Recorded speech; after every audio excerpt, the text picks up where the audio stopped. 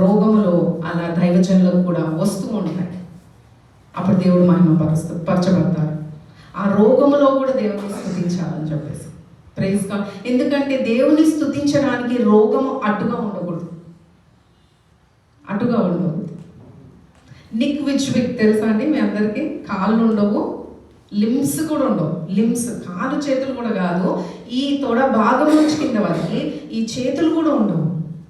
కానీ ఆయన ఒక టేబుల్ మీద కూర్చొని యేసు ప్రభు స్వస్థత ఇస్తాడు, యేసు ప్రభు నిజమైన దేవుడు, యేసు ప్రభు నమ్ముకోండి అని చెప్తున్నాడు. ఏ విశ్వాసంతో చెప్తున్నాడు ఆయన కృప స్వస్థత కన్నా గొప్పది. Praise God. ఆయన మొదట్లో అనుకున్నాడంట, దేవుడు నన్ను ఆయన సేవకు పిలిస్తే నాకు కాలు చేతులు ఇవ్వచ్చు కదా అని. తర్వాత ఆయన అనుకున్నాడంట, నేను ఇలాగా సేవ చేస్తే అనేక కాళ్ళు చేతులు లేని వాళ్ళు దేవుని నమ్ముకుంటారు. There is a purpose.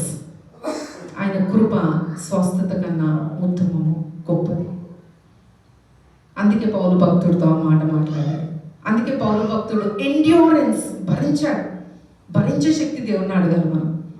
చాలామంది భరించలేరు. నొప్పి రాగానే 10 హాస్పిటల్స్కి తిరుగుతారండి. తిరగొద్దు, వెళ్ళొద్దని చెప్పట్లేదు. But as God, Lord heal me. If not, Lord give me grace.